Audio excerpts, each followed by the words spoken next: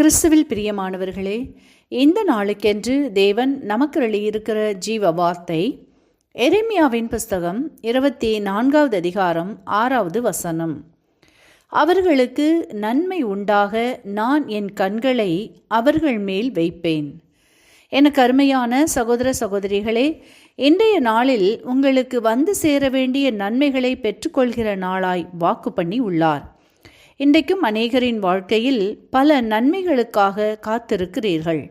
அவைகளில் தாமதங்களும் தடைகளும் வந்து நீங்கள் பெற்றுக்கொள்ள முடியாதபடிக்கும் உரிமை கொண்டாடாதபடிக்கும் போராட்டங்களும் விரக்திகளும் சோர்வுகளும் இடையிடையே வருகிறபடியினால் விசுவாசத்தில் சோர்ந்து போய் காணப்படுகிறவர்களும் முயற்சிகளை கைவிட்டவர்களும் முடியாது என்று ஒதுங்கினவர்களும் அநேகர் இருக்கிறீர்கள். இன்றைக்கு கர்த்தரின் வார்த்தை உங்களுக்கு நேராய் கடந்து வருகிறது. உங்களுக்கு நன்மை உண்டாக நன்மை செய்யும்படிக்கு தம்முடைய கண்களை உங்கள் மேல் பதிய வைக்கின்றார். நீண்ட நாட்களான உங்களின் ஜெபங்கள், கண்ணீர்கள், காத்திருப்புகளை கர்த்தர் தம் கண்களால் கூர்ந்து கவனித்து அதற்கான பதிலை இன்றைக்கு தரும்படி அவர் தீவிரித்து புறப்பட்டு இருக்கின்றார். உங்களுக்கு நன்மை செய்யும்படிக்கு நான் உங்கள் பேரில் நினைவாய் இருக்கிறேன் என்கிறார். ஆகவே வார்த்தையை விசுவாசியுங்கள், நன்மைகளை பெற்றுக்கொள்வீர்கள். இன்றைக்கும் நாம் வேதத்திலிருந்து கர்த்தர் தம் பிள்ளைகளுக்கு செய்த நம்ப முடியாத நன்மைகளை குறித்து தியானிப்போம். பார்க்கலாம். 2 ராஜாக்களின் புஸ்தகம் 7வது அதிகாரத்தை நாம் வாசிக்கையில் அங்கே சமாரியாவிலே காணப்படுகின்ற கொடிய பஞ்சத்தை குறித்து பார்ப்போமானால், மனிதனை மனிதன் கொன்று சாப்பிடுகிற நிலை உண்டாயிருந்தது. அப்படிப்பட்ட பஞ்ச காலத்தில் அங்கிருந்த 4 குஷ்டரோகிகளின் நிலையை பார்க்கையில், அவர்கள் அக்கால சட்டத்தின்படி குஷ்டரோகிகள் என்பவர்கள் தீட்டுள்ளவர்கள் என்றும் அவர்கள் ஊருக்குள்ளே வருவதற்கு தடை பண்ணப்பட்டவர்கள், அவர்களின் இருப்பிடமோ ஊருக்கு கடைக்கோடியில் ஒதுக்குப்புறமாக இருக்க வேண்டியவர்கள் என்றும், இந்த நிலையில்தான் அவர்களின் வாழ்க்கை. ஆனால் இப்பொழுது அவர்களின் தேசத்தில் பஞ்சம், தாங்கள் இருக்கிற இடத்திலோ சாப்பாட்டிற்கு வழியில்லை. பட்டணத்திற்குள் சென்றால் பஞ்சத்தினால் மக்களின் கோபத்தினால் செத்து விடுவோம்.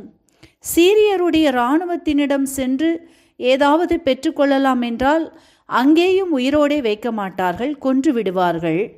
இந்த சூழ்நிலையில் வேறு வழியின்றி சீரிய இராணுவத்தின் கூடாரங்களை நோக்கி செல்கிறார்கள். செத்தாலும் சாவோம், அவர்கள் நம்மை உயிரோடே வைத்தால் பிழைப்போம் என்ற நிலைக்கு தள்ளப்பட்டவர்களாய் கடந்து போகிறதை கர்த்தரின் கண்கள் அவர்களுக்கு நன்மை செய்யும்படிக்கு அவர்கள் பக்கமாக திரும்பினது. விளைவு, சீரியரின் இராணுவத்தினருக்கு ரதங்களின் இரைச்சலையும் குதிரைகளின் இரைச்சலையும் மகா இராணுவத்தின் இரைச்சலையும் கேட்க பண்ணினார். இதை கேட்ட இராணுவத்தினர், நமக்கு எதிராய் பெருந்திரளான இராணுவ கூட்டம் வருகிறது என்று எண்ணி தாம் தப்பி பிழைத்தால் போதும் என்றபடி தங்களின் உடைமைகளை, ஏராளமான கழுதைகள், குதிரைகள், வெள்ளி, பொன் வஸ்திரங்கள் போன்றவற்றை விட்டுவிட்டு ஓடிப்போனார்கள். குஷ்டரோகிகளோ இவைகள் எதுவும் அறியாதபடியினால் அங்கிருந்த செல்வங்களை எடுத்துக்கொண்டு நன்கு புசித்து குடித்து திருப்தி அடைந்தார்கள் என்று வாசித்தருகின்றோம். சாவோம் என்றிருந்தவர்களின் மேல் கர்த்தரின் கண்கள் நன்மையானதை செய்யும்படி அவர்களை நோக்கி பார்த்தமினால் சௌரியவான்களானார்கள்.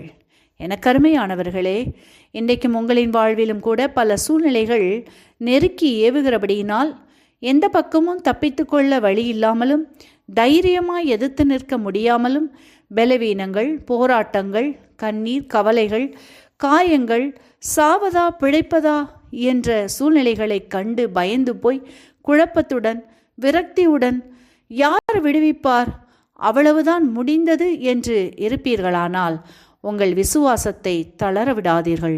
உறுதியாயிருங்கள். காக்கைக்கும் குருவிக்கும் போஷிக்கிற, வாழ வைக்கின்ற, வழி நடத்துகிற தேவன் உங்களை போஷித்து பாதுகாத்து வழி நடத்துவது எவ்வளவு நிச்சயம் என்பதை விசுவாசியுங்கள். இன்றைக்கு நீங்கள் எதிர்பார்த்து காத்திருக்கிற எந்த காரியமானாலும் அவற்றின் தடைகளை விலக்கி நன்மை உண்டாகும்படி உங்கள் மேல் தம் கண்களை வைத்து நல்ல பதிலை தந்து நன்மைகளை பெற்றுக்கொள்ளும்படி செய்து ஆசிர்வதிக்கின்றார். வார்த்தை விசுவாசிங்கள், நன்மைகளை பெற்றுக்கொள்வீர்கள்.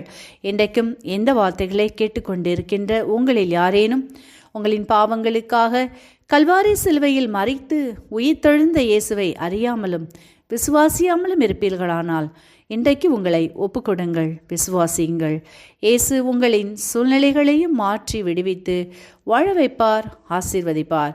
இந்த வார்த்தைகள் மூலமாக கர்த்தர் இன்று உங்களை ஆசீர்வதிப்பாராக. ஆமென்.